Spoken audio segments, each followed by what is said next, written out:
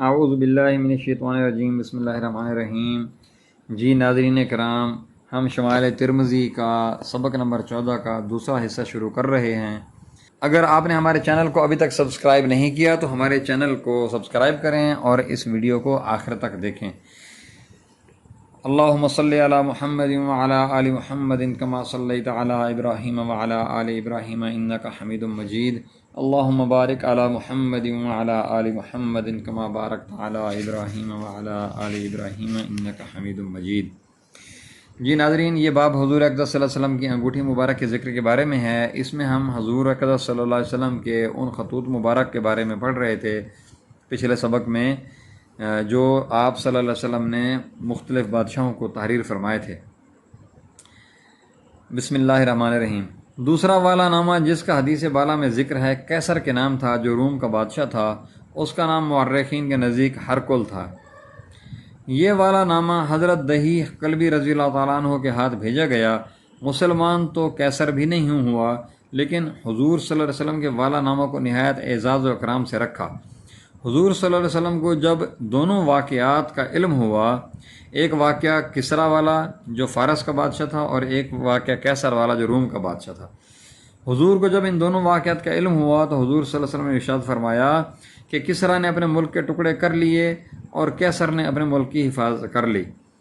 اس والا نامہ کا مضمون حسب ذیل تھا، جس کا ترجمہ ہے: بسم اللہ الرحمن الرحیم، محمد صلی اللہ علیہ وسلم کی طرف سے جو اللہ کے بندے اور اس کے رسول ہیں، ہرقل کی طرف جو روم کا بڑا اور سردار ہے۔ سلامتی اس شخص کے لیے ہے جو ہدایت اختیار کرے۔ حمد و صلات کے بعد میں تجھ کو اسلام کے کلمہ یعنی لا الہ الا اللہ محمد رسول اللہ کی طرف دعوت دیتا ہوں۔ تو اسلام لے آتا کہ سلامتی سے رہے اور حق تعالی شانہ دوہرا اجر تجھ کو عطا فرمائے، کہ اہل کتاب کے لیے دوہرا اجر ہے، جیسا کہ کلام پاک میں بھی سورہ حدید کے ختم پر اس کا ذکر ہے۔ اور اگر تو روگردانی کرے گا تو تیرے ماتحت زراعت پیشہ لوگوں کا وبال بھی تجھ پر ہوگا۔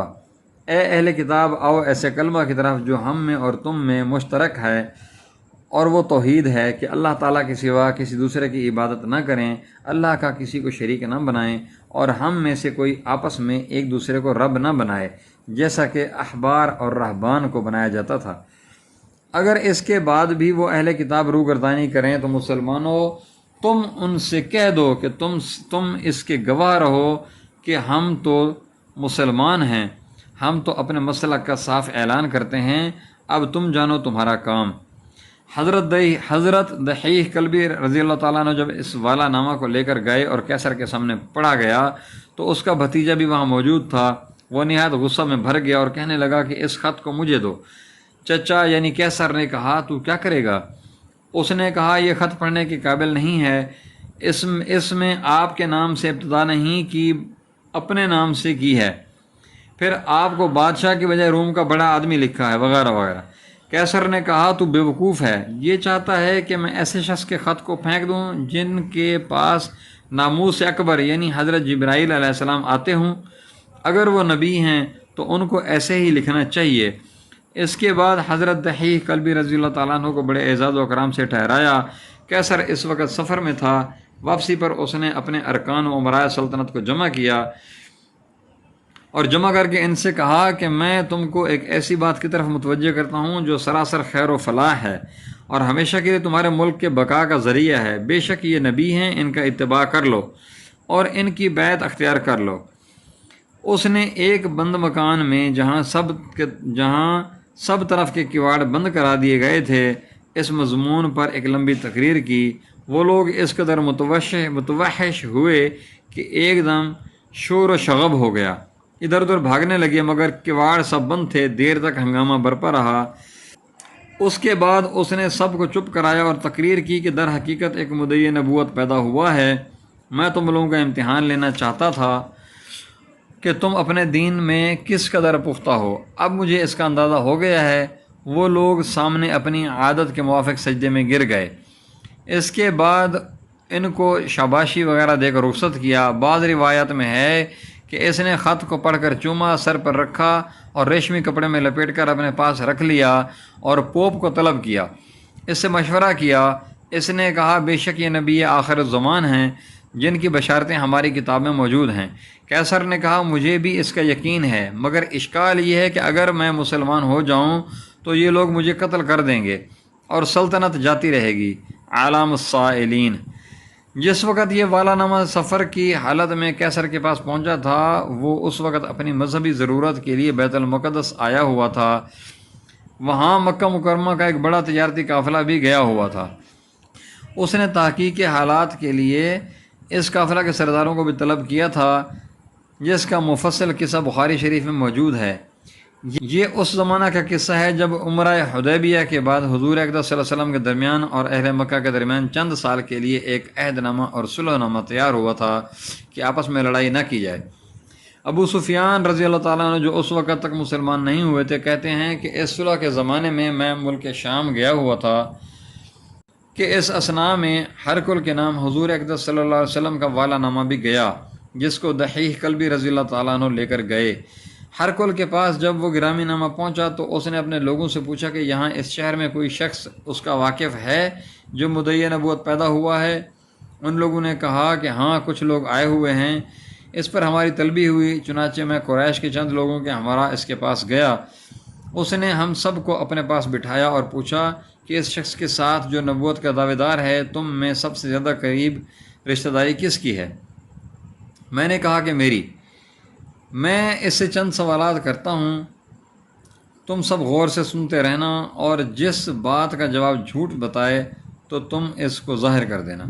ابو سفیان اس وقت تک مسلمان نہیں ہوئے تھے اور حضور صلی اللہ علیہ وسلم کے سخت ترین دشمن تھے۔ کہتے ہیں کہ خدا کی قسم اگر مجھے اپنی بدنامی کا اندیشہ نہ ہوتا کہ لوگ بعد میں مجھے جھوٹ سے بدنام کریں گے تو میں ضرور جھوٹ بولتا، مگر خوف بدنامی انہیں سچ بولنے پر مجبور کیا۔ اس کے بعد اس نے اپنے ترجمان کے ذریعے مجھ سے حسب ذیل سوال کیے۔ سوال: یہ مدعی نبوت نسبت کے اعتبار سے تم میں کیسے شخص سمجھے جاتے ہیں؟ جواب: ہم میں بڑے عالی نسب ہیں۔ سوال: ان کے بڑوں میں کوئی شخص بادشاہ ہوا ہے؟ جواب: کوئی نہیں ہوا۔ سوال: نبوت کے دعوے سے قبل تم کبھی ان کو جھوٹ بولنے کا الزام دیتے تھے؟ جواب: کبھی نہیں۔ سوال: ان کے متبعین قوم کے شرفاء ہیں یا معمولی درجے کے آدمی؟ جواب: معمولی درجہ کے لوگ۔ سوال: ان کے متبعین کا گروہ بڑھتا جا رہا ہے یا کم ہوتا جا رہا ہے؟ جواب: بڑھتا جا رہا ہے۔ سوال: ان کے دین میں داخل ہونے کے بعد اس سے بد دل ہو کر دین سے پھر بھی جاتے ہیں یا نہیں؟ جواب: نہیں۔ سوال: تمہاری ان کے ساتھ کبھی جنگ ہوئی ہے یا نہیں؟ جواب: ہوئی ہے۔ سوال: جنگ کا نتیجہ کیسا رہا؟ جواب: کبھی وہ غالب ہو جاتے، کبھی ہم غالب ہو جاتے۔ سوال: وہ کبھی بد عہدی کرتے ہیں؟ جواب: نہیں، لیکن آج کل ہمارا اور ان کا ایک معاہدہ ہے، نامعلوم وہ اس کو پورا کریں گے یا نہیں۔ ابو سفیان رضی اللہ تعالیٰ عنہ کہتے ہیں کہ اس ایک کلمہ کے سوا کسی چیز میں بھی مجھے موقع نہ ملا کہ کچھ اپنی طرف سے ملاؤں۔ سوال: ان سے قبل کسی نے نبوت کا دعویٰ کیا؟ جواب: نہیں۔ بعض روایتوں میں یہ بھی ہے کہ ہرقل نے پوچھا کہ بدعہدی کا کیوں خوف ہے؟ تو ابو سفیان رضی اللہ تعالیٰ نے کہا کہ میری قوم نے اپنے حلیفوں کی ان کے خلاف مدد کی ہے۔ اس پر ہرقل نے کہا کہ جب تم ابتدا کر چکے ہو تو تم زیادہ بدعہد ہوئے۔ اس کے بعد ہرقل نے از سر نو سلسلہ شروع کیا اور کہا کہ میں نے تم سے ان کے نسب کے بارے میں سوال کیا، تم نے عالی نسب بتایا۔ انبیاء اپنی قوم کے شریف خاندان ہی میں پیدا ہوتے ہیں۔ میں نے پوچھا کہ ان کے بڑوں میں کوئی بادشاہ ہوا ہے؟ تم نے کہا نہیں۔ مجھے یہ خیال ہوا تھا کہ شاید اس بہانہ سے اس بادشاہت کو واپس لینا چاہتے ہیں۔ میں نے ان کے متبعین کے بارے میں سوال کیا کہ شرفاء ہیں یا کمزور لوگ؟ تم نے جواب دیا کہ کمزور لوگ ہیں۔ ہمیشہ سے انبیاء کا اتباع کرنے والے ایسے ہی لوگ ہوا کرتے ہیں کہ شرفاء کو اپنی نخوت دوسروں کی اطاعت سے روکتی ہے۔ میں نے سوال کیا کہ اس دعوے سے قبل تم دروغ گوئی کا الزام ان پر لگاتے تھے یا نہیں؟ تم نے انکار کیا۔ میں نے یہ سمجھا تھا کہ شاید لوگوں کے متعلق جھوٹ بولتے بولتے اللہ پر بھی جھوٹ بولنا شروع کر دیا ہو، معاذ اللہ۔ مگر جو شخص لوگوں کے متعلق جھوٹ نہ بولتا ہو وہ اللہ تعالیٰ کے متعلق کیا جھوٹ بول سکتا ہے؟ میں نے سوال کیا تھا کہ اس کے دین میں داخل ہو کر اس سے ناراض ہو کر کوئی مرتد ہوتا ہے؟ تم نے اس سے انکار کیا۔ ایمان کی خاصیت یہی ہے کہ جب کہ اس کی بشاشت دلوں میں گھس جائے۔ میں نے پوچھا تھا کہ وہ لوگ بڑھتے رہتے ہیں یا کم ہوتے جاتے ہیں؟ تم نے کہا کہ بڑھتے جاتے ہیں۔ ایمان کا خاصہ یہی ہے حتیٰ کہ دین کی تکمیل ہو جائے۔ میں نے ان سے جنگ کے بارے میں سوال کیا تھا۔ تم نے کہا کہ کبھی وہ غالب کبھی ہم غالب۔ انبیاء کے ساتھ ہمیشہ یہی برتاؤ رہا، لیکن بہتر انجام انہی کے لیے ہوتا ہے۔ میں نے بد عہدی کے متعلق سوال کیا، تم نے انکار کیا۔ یہی انبیاء کی صفت ہوتی ہے کہ وہ بد عہد نہیں ہوتے۔ میں نے پوچھا تھا کہ ان سے قبل کسی نے نبوت کا دعویٰ کیا؟ تم نے اس سے انکار کیا۔ میں نے خیال کیا تھا کہ اگر کسی نے ان سے قبل یہ دعویٰ کیا ہوگا تو میں سمجھوں گا کہ یہ اسی قول کی تقلید کرتے ہیں جو ان سے پہلے کہا جا چکا ہے۔ اس کے بعد ہر کل نے ان سے پوچھا کہ ان کی تعلیمات کیا ہیں؟ ان لوگوں نے کہا کہ نماز پڑھنے کا، صدقہ کرنے کا، صلہ رحمی کا، عفت و پاک دامنی کا حکم کرتے ہیں۔ ہر کل نے کہا اگر یہ سب امور سچ ہیں جو تم نے بیان کیے تو وہ بے شبہ نبی ہیں۔ مجھے یہ تو یقین تھا کہ وہ عنقریب پیدا ہونے والے ہیں، مگر یہ یقین نہیں تھا کہ تم میں سے ہوں گے۔ اگر مجھے یقین ہوتا کہ میں ان تک پہنچ سکتا ہوں تو ان کے ملنے کی خواہش کرتا، مگر اپنے قتل اور سلطنت کے زوال کے خوف سے جا نہیں سکتا، اور میں ان کے پاس ہوتا تو ان کے پاؤں دھوتا۔ بلا شبہ ان کی سلطنت اس جگہ تک پہنچنے والی ہے جہاں میں ہوں۔ ہر کل کے اور بھی بہت سے قصے حدیث کی کتابوں میں ہیں۔ یہ اپنی کتاب کا بھی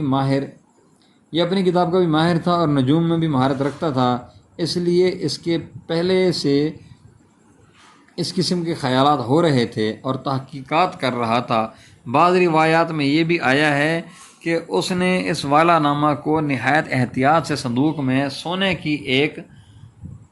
کی ایک نلکی میں محفوظ رکھا، جو نسلاً بعد نسل اس طرح اس کی اولاد میں منتقل ہوتا چلا آیا۔ وما علینا الا البلاغ المبین۔ جزاکم اللہ خیر و احسن الجزاء۔ جی تو ناظرین، یہ ہمارا شمائل ترمذی کا حضور پاک صلی اللہ علیہ وسلم کی انگوٹھی مبارک کے ذکر کا دوسرا سبق تھا، اور چونکہ یہ سبق تھوڑا طویل تھا اس لیے ہم نے اس کو 3 حصوں میں تقسیم کیا ہے۔ انشاءاللہ اگلے سبق میں ہم اس کا تیسرا حصہ پیش کریں گے۔ جزاکم اللہ خیر۔